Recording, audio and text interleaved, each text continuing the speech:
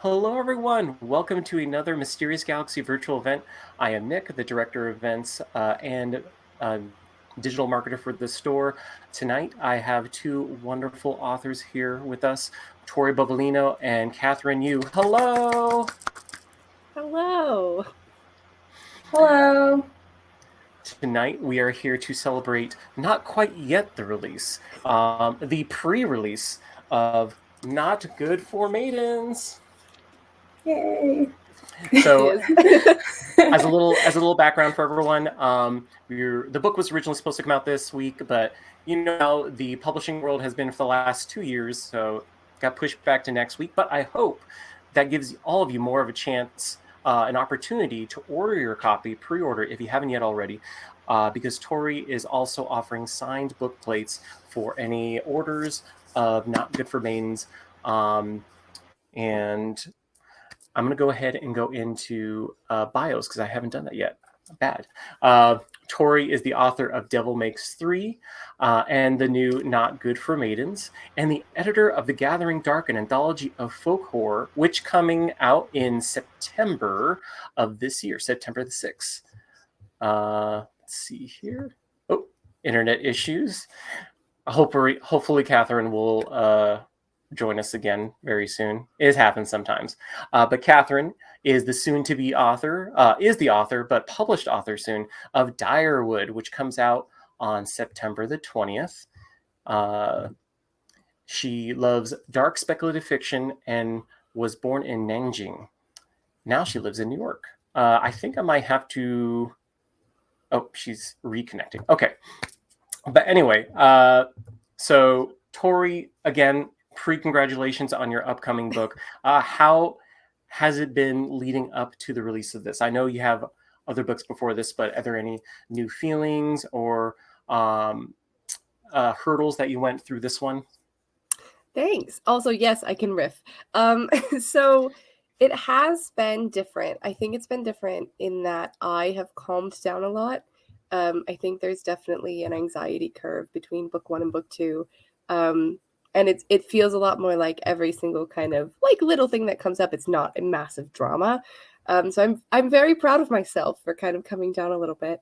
I think probably the biggest kind of was the book getting pushed, but to be honest, I am just genuinely so proud of my publishing team. Hey, for how we've kind of dealt with it, with the book, coming out a week later. And it's it's better this way, a little bit more anticipation, and there will actually be books in bookstores on release day, which I'm so looking forward to. Yeah, so I think it's nice that people are just going to be able to saunter into your local neighborhood bookstore and pick it up on next Tuesday, the day of. Yes. Before I disappear and leave it to Catherine and Tori, I just had to remark, I was talking about this in the green room, but both of your covers for Direwood and Not Good for Maidens are just so striking. The horror gothic feel to them. Like, it took me a while to realize, oh my God, that's a little face right there. What's this? So I love it. And whoever did your covers, they deserve full marks. Yeah, their design team at Page Street is just incredible. And they always hire amazing artists just to pull the covers together. And reminder, everyone, if you have any questions that you want to ask Tori, go ahead and under the Ask a Question link, it looks like we already have one in there. Awesome. Submit any questions you want to ask, and they'll be answered later on in the discussion. For now, I'm going to disappear, but I'll see everyone later in the program. Thanks, Nick. Hello. Hello. Sorry I disconnected. I hope that doesn't happen again. No, it's During okay. this time. I can just riff until I reemerge. Yeah. Yeah. Like a chrysalis, a butterfly from a chrysalis. Yes, I'll just emerge, but hopefully in like a nice way and not a scary way. Yeah, so I love Not Good for Maidens. Just the atmosphere is so amazing. I was wondering about like your writing process, do you start off knowing like the themes of your book going in, or do you start from like a different place, an image? Because everyone's process is so different. I was curious, like with this particular book, where did it just like start? Yeah, I think for my kind of concepts, it's one of two ways. It's either like a lightning strike, or it's just kind of a gradual collection of images that come together. Devil was more of a gradual collection, and this was kind of more of like a lightning strike idea, in that I'd played with the idea of doing something related to Goblin Market. I feel like anybody who read it in high school who was like a big, Gothic literature girly was probably like, oh, there's something there. So I think, like, especially since I really like old literature and retellings and folklore and things like that, and old poetry, I always kind of have this bank of ideas that I'm kind of like, okay, that might be interesting to look into someday. And after I sold Devil, I took myself on like a celebratory trip to York. And that was kind of the lightning strike. Like, so I was walking around and I was like, wait a second, this could actually be a really cool setting for a Gothic novel of some description. And then I was going through a bookstore and I was like, oh, Rossetti, let's do it. And I stayed up basically all night that night writing the first few chapters and the pitch, which did not remain anything like what they are now. And yeah, so it just kind of came together. And when we were talking about an option book, a few months later, that was the thing that I decided that I wanted to stick with and see what came of it. Awesome. Yeah, that's so interesting, because like I definitely feel like a lot of atmosphere in this book, and it's just like great to know that it was literally based on like your own visit. Yeah, no, I feel like I have to like walk through a place to write it. I'm not very good necessarily at, making settings up. And then you said you wrote the first few chapters sort of after you got this sort of initial vision, the poem by Christina Rossetti, and it did change a lot. I was wondering, because it is dual POV between two characters, and in different timelines too for a lot of it. I think I'm allowed to say that. It's not a spoiler. Yeah, that's perfect. That's not a spoiler. It's dual POV, and it's really cool because they definitely have distinct voices. So I was just wondering, did one of them come to you first, or did they come together? Was it like this group of women sort of emerging as like one sort of thing you came up with first, or did you have different characters come to you earlier? So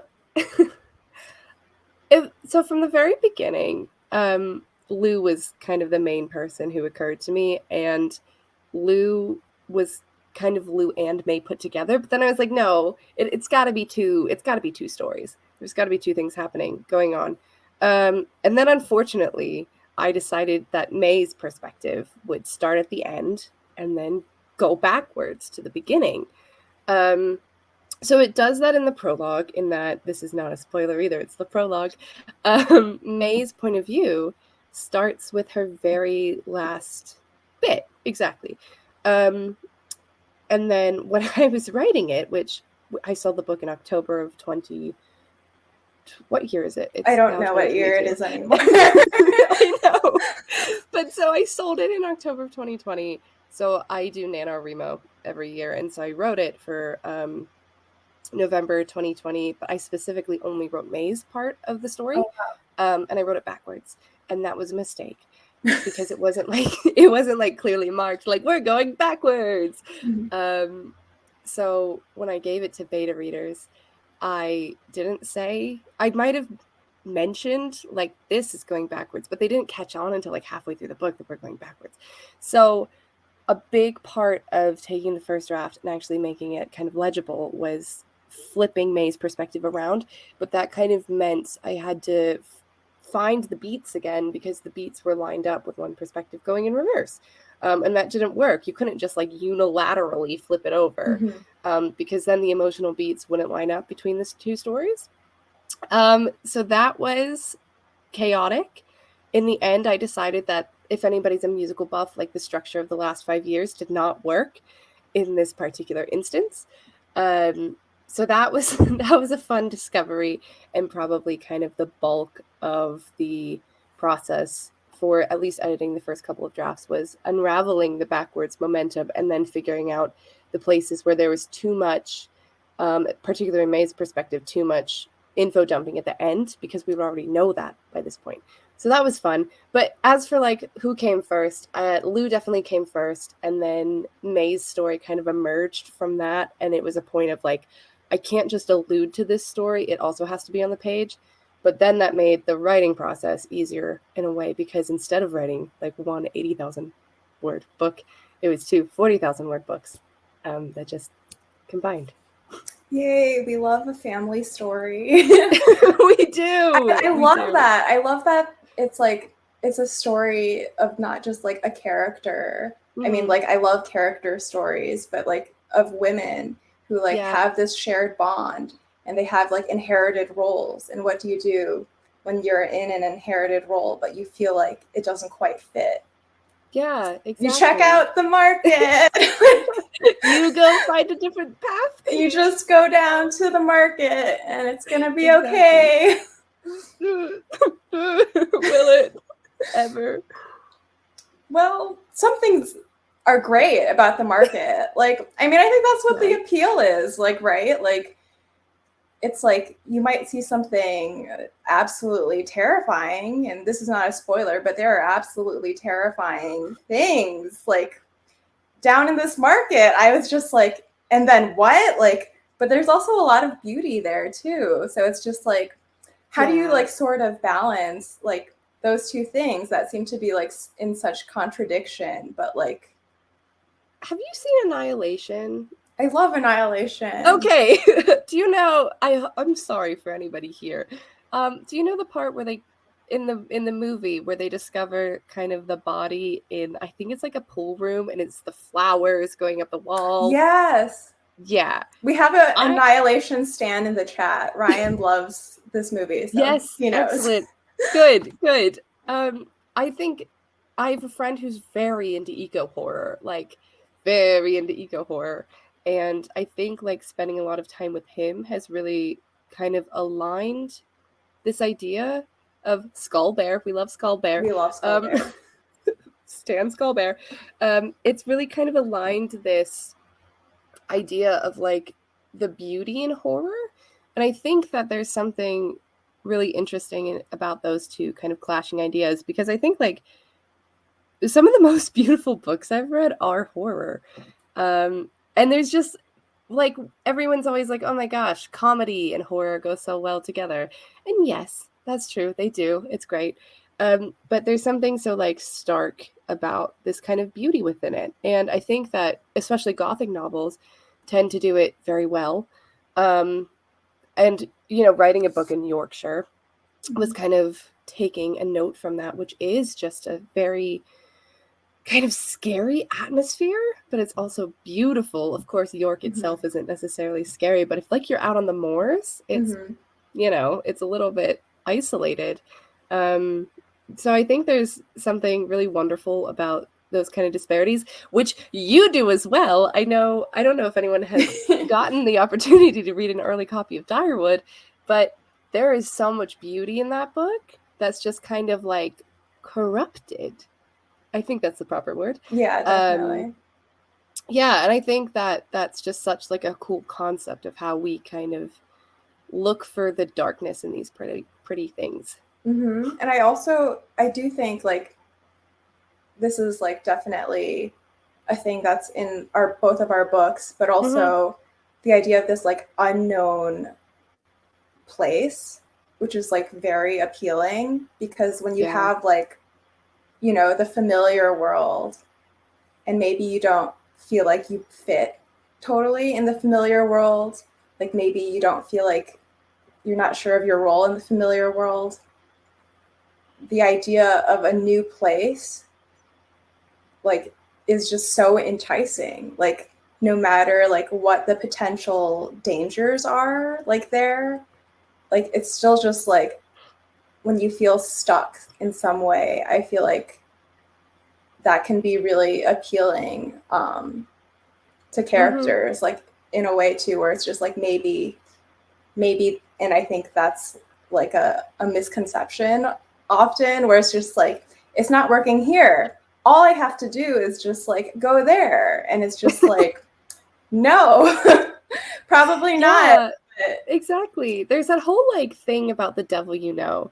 And I think that for teenagers especially, which is really who we write for, like the devil they know is insufferable. You know, it's either growing up, because they don't really get, like most teenagers don't really get to make decisions in the way that, you know, we do. Like we get to live where we want and do whatever jobs we want. So this idea of escapism, even if it's into something supernatural that might be scary, it feels like a good risk, because it's an adventure and it's a choice, you know? And I think that like I kind of get a little frustrated with people who talk about like either teenagers in books that are making, you know, decisions or acting like teenagers, and then books that like the parent isn't necessarily a huge influence, because it feels almost like if I was a teenager, all I wanted was freedom. And, you know, I was like, oh, I want to go to boarding school. I didn't. But like the first thing I did when I turned 18 and was able to choose was I chose a college very far away, not for any particular reason of, you know, disliking anything, but just because I wanted something different. And it didn't end up panning out. But I mean, now I also have chosen a place very far away to live. But I think that like kids do want those choices, and to see them represented in fiction, it helps to say, don't take the dangerous choice, because, you know, sometimes things are scary. Yeah, don't take the dangerous choice. But when you're able to make a decision, when you're able to make a mature decision, sometimes it's okay to choose something that you wouldn't necessarily have, like your parents might not think it's best for you, except don't run away, you know. Sorry, I'm probably not following this train of thought as well as I would like to. But no, I think that's my overall point. I think that totally makes sense, because like, yeah, you can still find like a better place for like the things you want to do in a new location. But I think to do so for the right reasons is like a whole, it's different. And I do think something that like is particularly relevant in like YA and like in buildings romance stories, and when you're still like trying to find yourself, so much of like what is yourself is in context of the people around you, which is like what I really like, which I really liked about Lou's perspective, which is like she's a character that feels defined by her relationship to others. So I think that was like very sympathetic, or like, you know, like I totally get that in a character. And yeah, and ties in so well with the family story. And also it's totally motivation to like, you know, she has a reason for going there besides that, but it's just like that added incentive of like, maybe here it's going to be something else for me. Right. Like maybe here I'll find, like I'll understand these things that I didn't understand. And then kind of from the alternative perspective, like this is not a spoiler, but when May and Laura end up, you know, in Boston, they only have each other. So they kind of have to build their worlds around one another too, and construct that. And you can see that in Lou's perspective as they're adults, how like codependent they are, just as siblings. Yeah. I'm like, what is a good follow-up to that? I'm pulling up my questions. That's okay. Yeah. I'm gonna hydrate. Oh, perfect.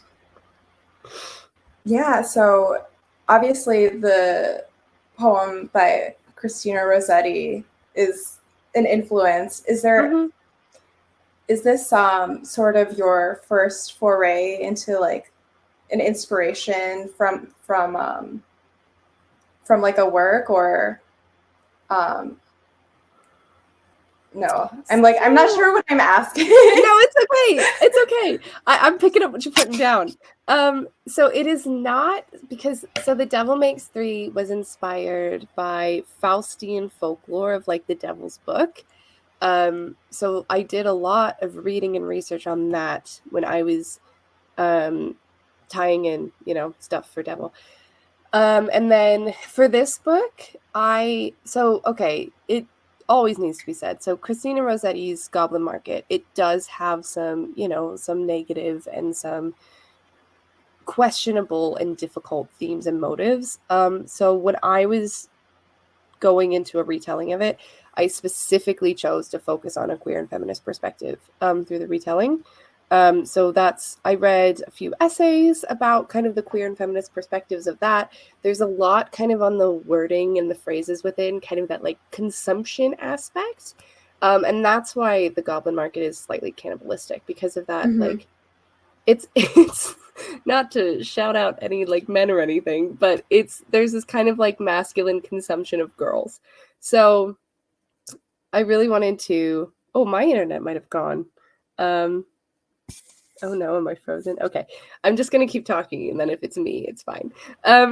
So cannibalism is present in a lot of folklore, and it's eco-horror. Oh, good.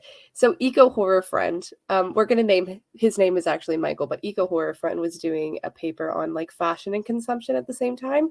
So he was reading a lot of, it's okay, I'll keep riffing. But so he was reading a lot of cannibalistic things at the time. We're talking about cannibals.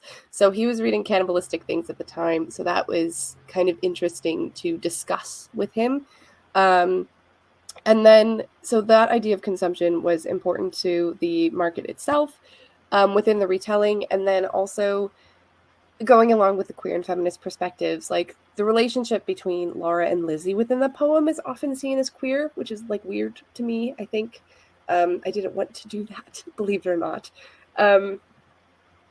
But this idea of like queer relationships between women, obviously, it was a big touch point for the story, and kind of May's story is not necessarily. Yeah, I was ready. I was like too ready.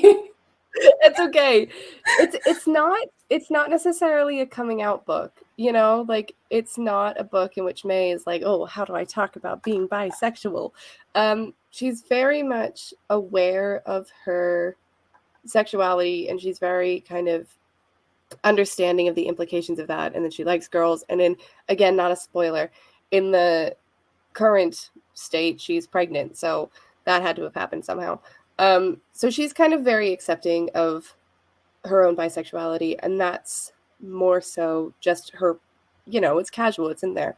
Lou is still kind of, she's not necessarily coming to terms with the fact that she's ace, but she is kind of figuring out how she fits in with her family in that sense, and like what that means for her, kind of the path of her life overall, and how that might, differ from the choices of her mother and from May. And how, her own personality kind of shapes her own life. Yeah. Yeah. Just like an aside for anyone that's listening, but I did not realize I needed goblin romance until this book. I was like, it would have never occurred to me. And then I was just like, where is it? Like, where's more? So I just really love that. Like, and I was just like, yeah, yeah, that would be a reason to go to the market for sure. Like, yeah, absolutely. And we decided it was a specific choice to kind of lean more in the direction of goblins as unseelie fae, almost, in a way, other than I need more goblin moments, right?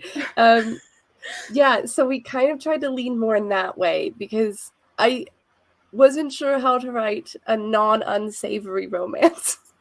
I don't know, Yeah.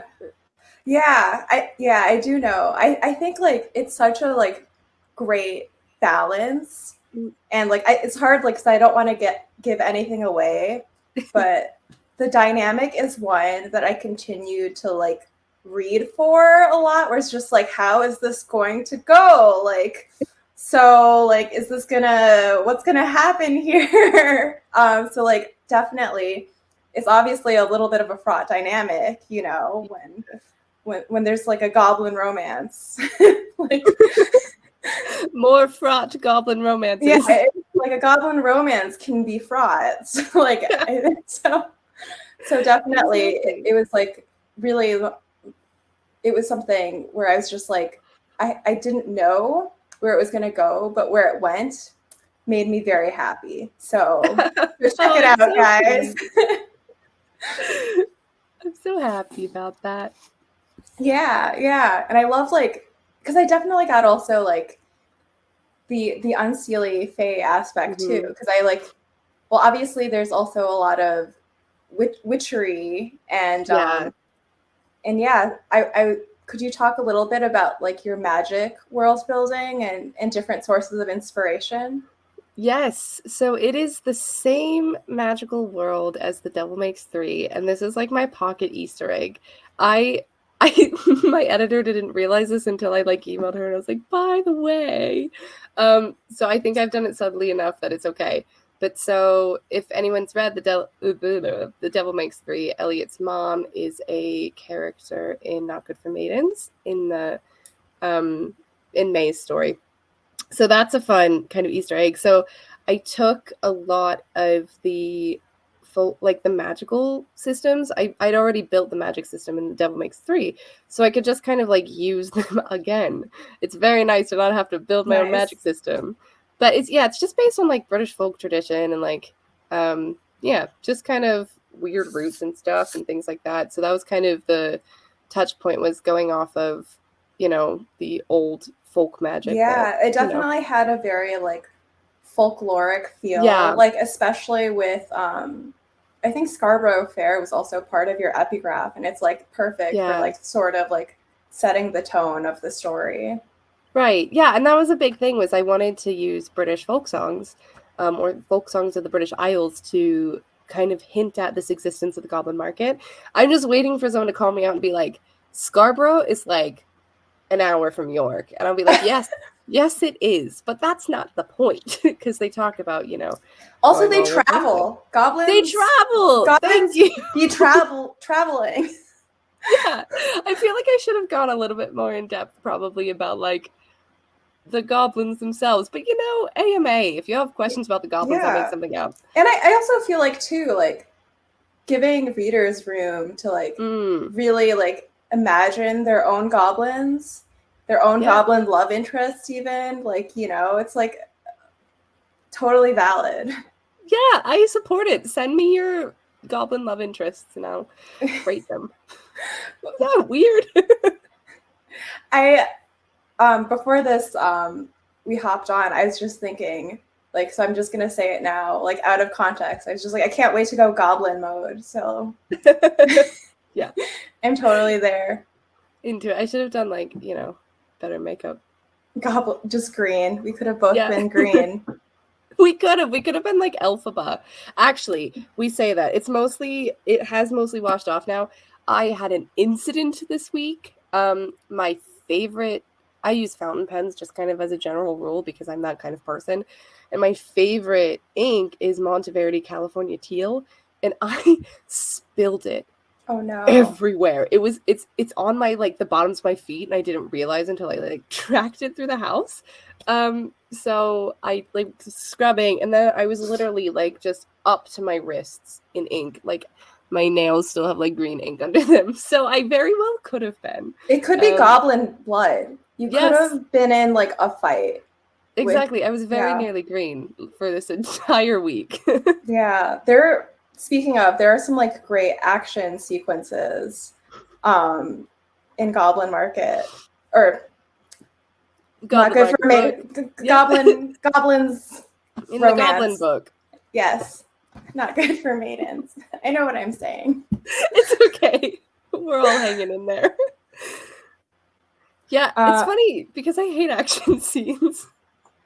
Really? I'm so surprised.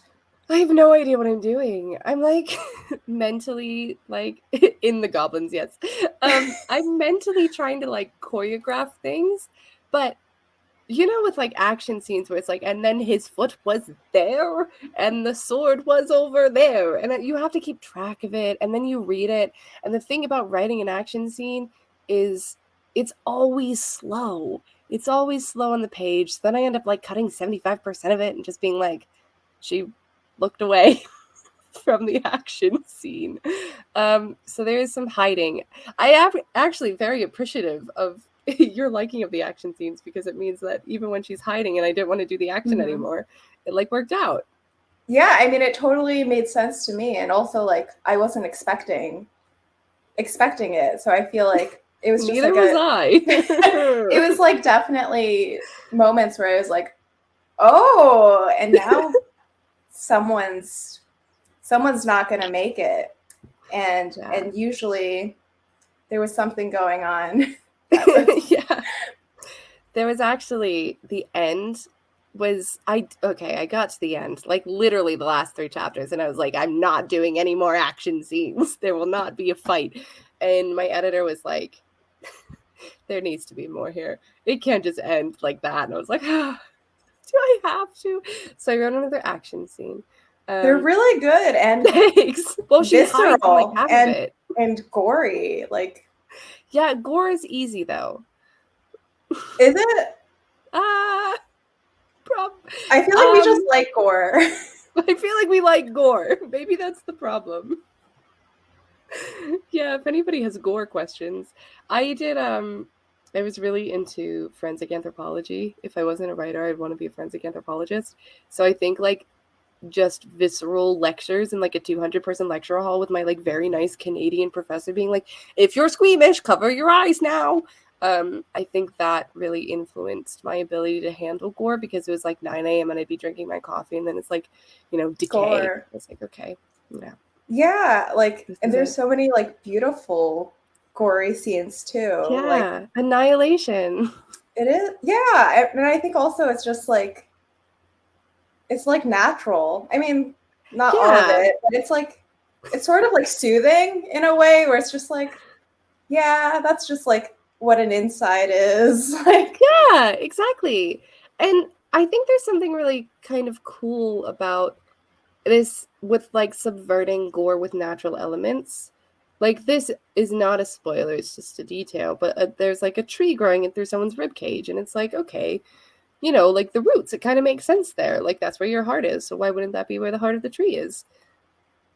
Yeah, like I'm remembering that too, and like just like thorns coming out. I think it's just nice. That the thorns are absolutely an homage to Holly Black. Who has thorns on their arms? Someone in The Folk of the Air does. I cannot remember. All I remember is like Prince Dane has deer legs, which is not discussed nearly as much as it should be for the popularity of that series.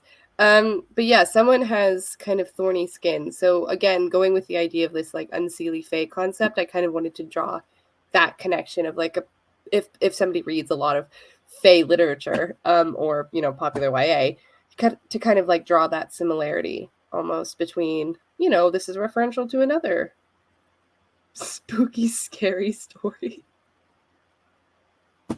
Basically. I guess like another question I have, and then maybe we can check out some of these questions soon, unless you have stuff on your end as well. Is there anything you hope readers take away from Not Good for Maidens?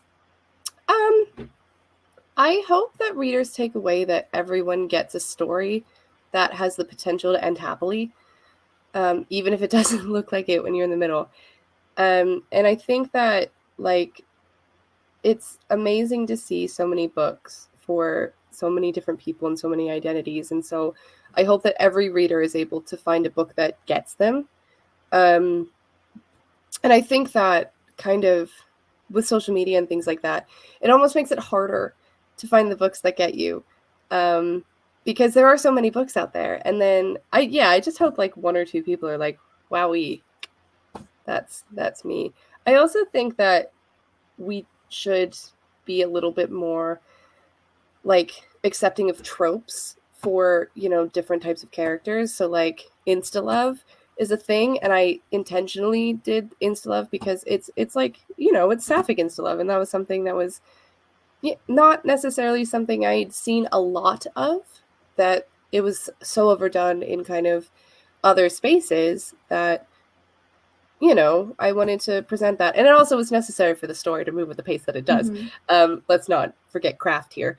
But I think that we need to kind of allow spaces for tropes to exist for characters that don't necessarily always get to see them. And I mean, I'm a white writer, so I am only, you know, able to do so much. But, you know, we have to open those spaces as well for writers of identities and accept that there are books that we might not align with that are going to be incredibly important to someone else. Yeah, you know? I think that's like definitely important too. Like, I think in like finding your readers, like maybe people will connect immediately, and maybe it's not something they're expecting either, but maybe just like read it, like give it a chance. Like, maybe it's not like totally like, because that's how I find new stuff all the time. Like, otherwise I'd be listening to the same Taylor Swift song, which I do sometimes, like on repeat, you know, which is valid, which is totally valid. But like, I think discovering something new, like in a way that like twists differently than you thought it would, like a new narrative arc, like a new combination of like story elements together, I think that's really exciting for me as a reader. And I think that's definitely something I would hope for readers who read my book as well, where it's just like, you know, like maybe there are certain things that you want and my book hits that mark for you, but I also do hope that like maybe it surprises you in a way. I read your book in a day. It stressed me out. It like the best way, in like a very good way, but like answer for your sins. I know. How could everybody read it? It's honestly, it was so funny because I have like, you know, I think like everyone gets like these hyper fixations, and like for me it's just like I've always loved vampires, but also for me I had some like early bug experiences, which like are like, I think they just like show up like all over the place here. So it's just like, think they show up? I think they show up a little bit, yeah. Isn't there a moth on the cover? Yeah, it's pretty, yeah. Yeah, it's a visceral bug experience. But it's very good. Thank you. They're good bugs. Is there anything else you wanted to add or take away? Like, if anyone has questions, please feel free to ask now, because I think we're going to go over that soon. No, let's hop in. Okay, let's go for these questions. Okay, we have a question from Emily. Tori, I love that you include an ace character. Do you plan on writing more ace characters in the future? This sounds incredibly stereotypical, but characters just like, it's not like I believe that they are sentient, but they do make their claims of what the character demands to be written. And Lou was always ace. She, you know, she was very much that from the beginning. In short answer, yes. Sorry. Yes, I do plan to. Again, I think it's important to kind of these characters get their own stories because, you know, it's necessary. And I do plan to.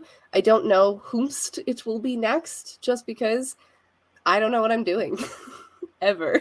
So yeah, whatever character next is like, this is me, this is my identity, then like, yeah, that's going on the page. Stay tuned. Stay tuned. We'll find out together. I had some other questions coming in. Ooh, I love this one from Mysterious Galaxy Bookstore. Did you create a playlist to accompany this book, or was there some songs you kept listening to when writing for inspiration? So I think you mentioned this, and we might be the same person in this way. Do you just like loop one song at a time? I do that sometimes. It like depends where I'm at, or like if I'm working on like a particular scene for a long time, I definitely do a long loop. Right. It keeps the vibe alive. Mhm. I do have a playlist. I think it has like 6 songs on it. But something that I listen to nonstop. I'm pulling it up now so I can at least see. Something I listened to nonstop while I was writing the first few drafts was esteemed writer Adrienne Tooley, who is wonderful. She wrote Sweet and Bitter Magic and Sophie and the Bone Song.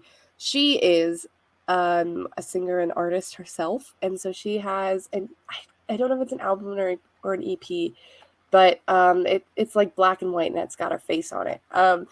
And it is so good. I think it's like 7 songs, and I just like looped that. So that was very good. And then kind of on the Maidens playlist, I've got Happier Than Ever by Billie Eilish, 10 a.m. Gare du Nord by Keaton Henson, Iron by Woodkid. There's some Dodie on there. Basically, it's just moody. It's just moody women for the most part, and Keaton Henson. Yeah. I love this question. I still don't know what my answer is yet. So hopefully by the time I ask it, Tori, you can start first. For Tori and Catherine, this is a question from Ryan. Oh. Oh no. I see the question. I think we've lost Catherine very slightly. I'm gonna That's okay. So for Tori and Catherine, if Lou Yes. and Aja met, what would be a gift they give each other, and what would they give a toast to regarding their stories? oh, okay. So if they met, what would they give you? Well, okay, I think there would be kind of like a dagger exchange happening, because they are important to both stories that they are armed. So I think that's more of a necessity than anything else. So yes, a dagger exchange would be in order.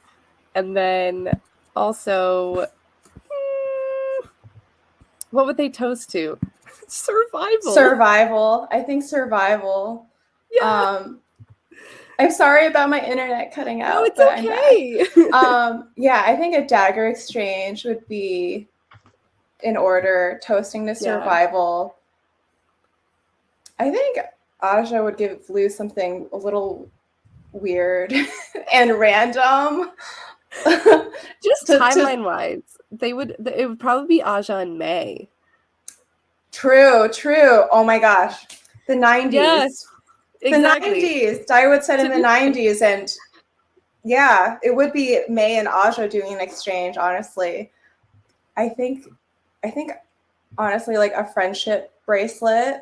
Ooh, or yeah. like a gecko keychain, perhaps a Tamagotchi, a rare Tamagotchi, if they were really close friends. That sounds topical. I feel like just with May's personality, she'd like give Aja like cigarettes. Yeah, I think so too. Like, there we go.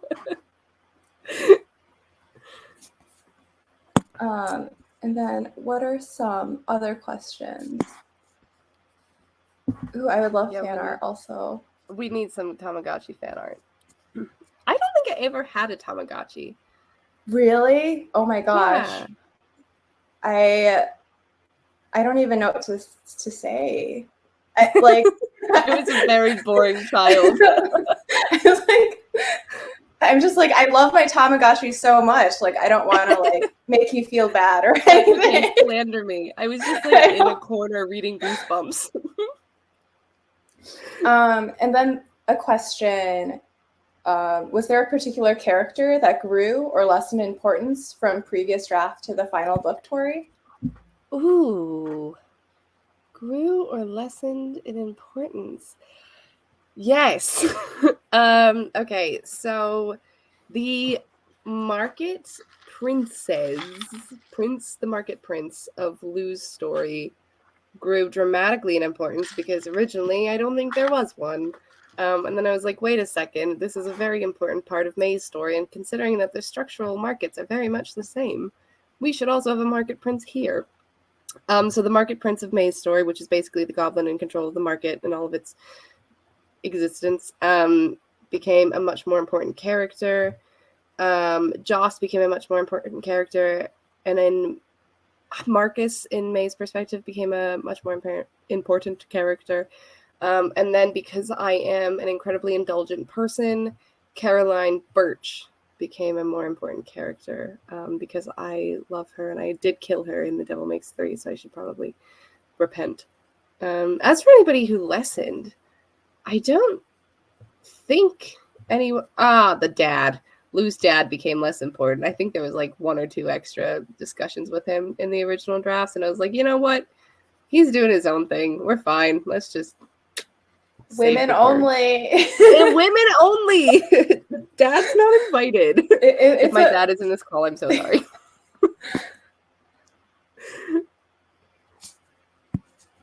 I'm like checking if he is. It's fine. Yeah. And then another question for Tori from Ryan. Thank you, Ryan. Ryan, wonderful. Shout out to Ryan. Given this is your second book and also in horror, what is something you learned that you didn't with your last book and the power to make it matter today? So I guess there's a lot of parts to that. However you want to pick it apart. So with the last book, especially considering it was YA, I was very afraid of going too far. Too far with the gore, too far with the like dark themes. And then once I was like through, I was kind of like, okay, this is fine. And then I reread Anna Dressed in Blood, and I always talk about this one scene. There's this visceral scene in Anna Dressed in Blood where there's like intestines or something like that. And it's always a good grounding scene for me as a YA horror author, being like, okay, it's fine. We're fine. So I think Not Good for Maidens was okay in that I didn't feel like I had to be restricted in the gore, but realistically, like, I kind of understood my younger self better and what kind of scary books I was looking for, and I always wanted the details. It's terrible, but I was like, yes, give me blood. Let's see what happens. And I think that coming off of the experience of writing Devil, and kind of toning down some of those scenes and being like, not toning them down for Maidens was nice. And I think like it's been received positively and more horror, like more what people would expect of horror. Because that was also something I struggled with Devil, was because I feel like it didn't lean as far into the horror elements as I would have wanted it to, because I was kind of self-censoring a little bit. And in that way, it fell between a couple of cracks. So it was nice to lean into kind of more of the horror tropey bits. And I'm just going to make sure I didn't miss any parts of that question. Yeah, so just more leaning into tropes almost. And then, yeah, I think kind of when I was talking about Devil to, you know, people industry-wide, I feel like I would whisper very quietly that it was horror. And since the book sold in January of 2020, we're in like an amazing horror renaissance that people like it, people want it. And that's so exciting because, you know, when I was working on Devil the first time, when I was writing it in 2017 and 2018, it was like, if it wasn't fantasy or contemporary, it wasn't really something people necessarily wanted to acquire. And when we went on submission with Devil, that was a lot of the feedback, was there was just no market for YA horror. A lot of people were saying it was too dark or it was too scary.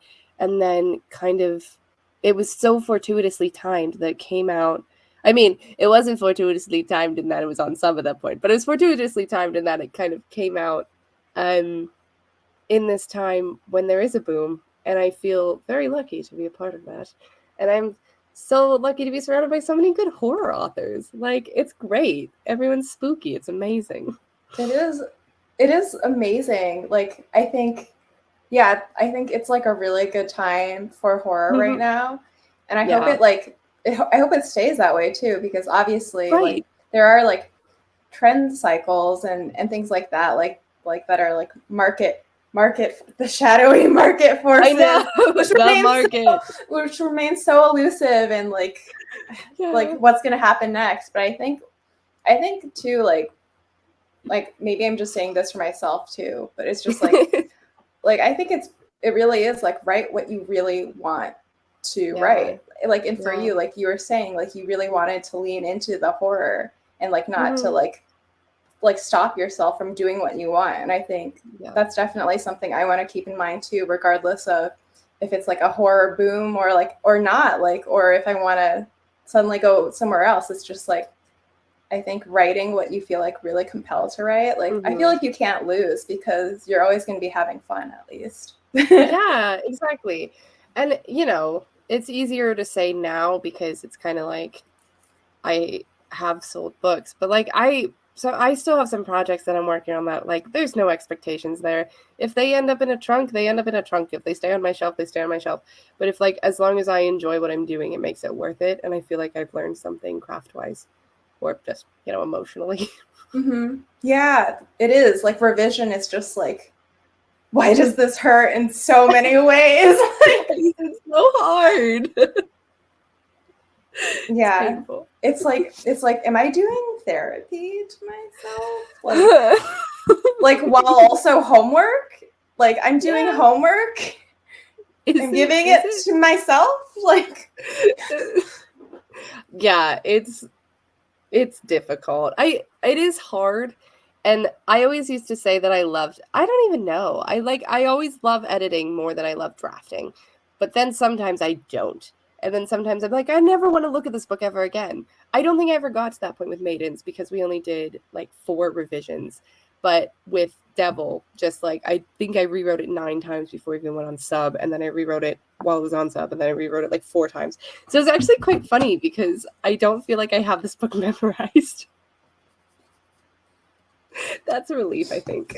I mean, that is really nice too. I feel like for me, it's like I think it'll be a second before I reread Direwood, just due to like I guess it's also so new to me.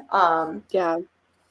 But yeah, I feel like that'll be nice to like go through Maidens again and be like, oh, these are my words. How exciting. Like this came from my brain. Like how? It's my brain. It is. I still like sometimes I open Devil because I need to find something and I'm like, I haven't reached that point. Like I will literally, I was looking at quotes the other day for pre-order campaigns and I like read a chapter of Maidens and I was like, wait, this is really good. And I was like, wait a second, you can't say that about your own book. I think you can say that about your own book. I feel like given like the amount of like hours and like labor and like blood, sweat, and tears, yes, I agree. Like in this economy, I have to feel good about something. Thanks, guys. Definitely appreciate it. Thank you, Alicia, Rebecca. Yay. And then what else? Ooh, this is like oh my gosh, thank you, Ryan. Everyone's like, say it, Tori. Say you did a good job. It's a good book. Yeah, it is. It is a good book. Okay. Was there any other special research you did for Maidens? So I've read a couple of, I am an academic down to the root of my soul, unfortunately.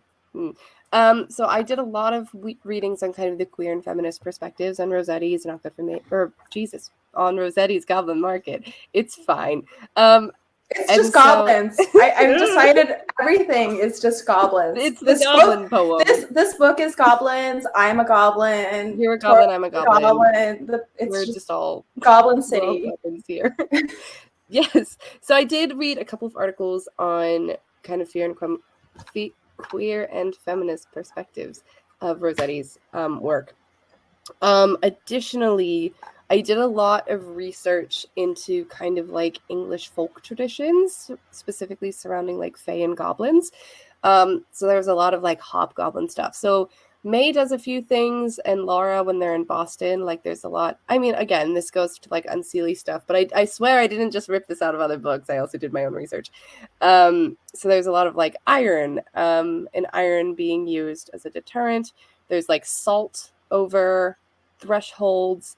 So those kinds of things. I think some things are like I don't remember how much of this I left in and how much of it I cut.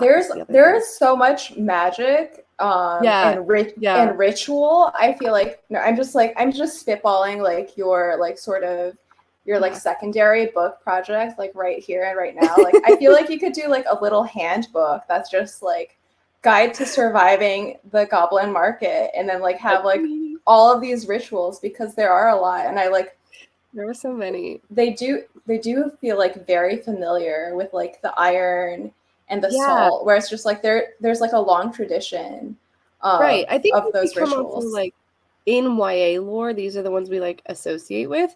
But I would definitely, if like fae or goblins or rituals surrounding them interest you, there's a lot out there, especially from like the magic and ritual of the British Isles, these folk traditions. I kind of wanted to do something changeling-y with the changelings, and then I was just like, that's too much. We're going to stop now. I think changelings are so cool, kind of just like how they're written in. And then beyond that, there was a lot of research into folk songs. And what things were in public domain. Obviously folk songs are, but you know, sometimes it gets covered, and I had to make sure I had the right lyrics, and I was not stealing from Simon and Garfunkel. So yeah, a lot of research into kind of folk songs and how, like, the origins of them, because I didn't want to use something in the book and call it, you know, English or Scottish or Irish or something like that, when it was, you know, obviously not. So there's a couple of epigraphs that refer to folk songs. There's one particularly used in the text kind of as a conversation. It's a spooky conversation. It's a spooky conversation. It talks back. It talks back. It talks back. That's it. But yeah, so I wanted to make sure that I was checking where those were coming from. Yeah. Awesome. Yeah, like I loved all of that. I think definitely people that are really interested in like ritual and magic and folklore will really dig all of the associations. I love the way you wove them together. Thanks. And then I guess this is probably our final question. And it's like a nice one, as like we're heading into like the evening. What is something you use to decompress from long or intense days of writing? And this question is from Rebecca. Sleep. I'm terrible at writing during the daytime. I'm usually like a nighttime writer, so I feel like I'm very good at kind of like keeping it in my head until, you know, nearly bedtime, then like puking up 2,000 words and then going directly to bed. I think otherwise, though, it's very helpful to me to read constantly.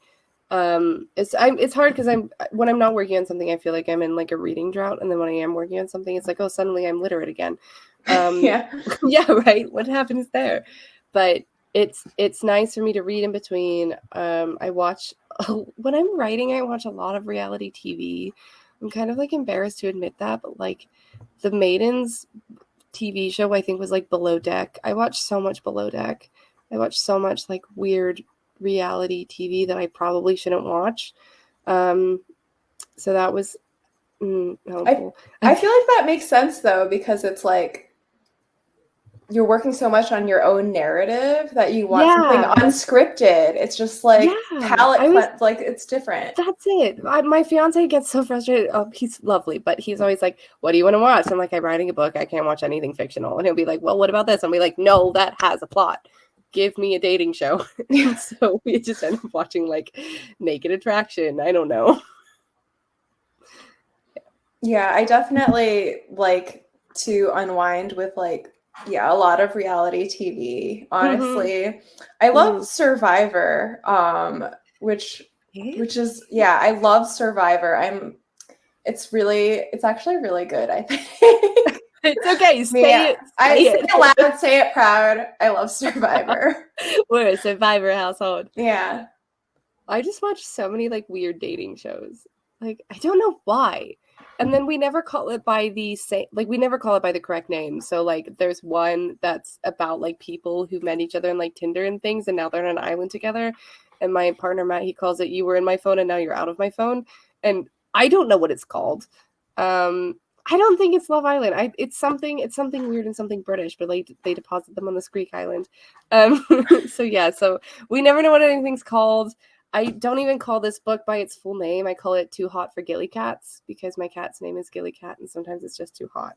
Like right now. I love that. She just throws herself on the ground and it's too hot for Gilly Cats. So yeah, I'm not good with titles of stuff. Sorry. I mean, Not Good for Maidens is a great title, but Goblin's book is also Goblin's valid. book. They stole it from Christina Rossetti, so like it's fine. Officially renamed the Goblin Book, actually. Yes. All right, everyone. I am sorry to have to jump back in, but it is time. We have reached the end of our event. But I can honestly say you probably both could have gone for another like good 30 minutes. And I would have enjoyed it. And I think Let's those watching reconvene later. too. Okay, part 2, the post show. Oh, thank you everyone for coming for tonight. I'm so glad you all could be here. Don't forget, you still have time to pre-order your own copy of Not Good for Maidens. Comes out next week, and you will get a signed bookplate through any mysterious Galaxy orders. As a reminder, not only does it help Tori, but it also helps the store because it lets us keep doing wonderful events like this. And if you click the link below, you can also pre-order Direwood by Catherine Yu, coming out at the end of September. You should totally do that too. And I hope everyone has a great night, and we'll see you for our next event. Thank you, everyone. Bye, Tori. Bye, Catherine. Bye, everybody. Thank you so much.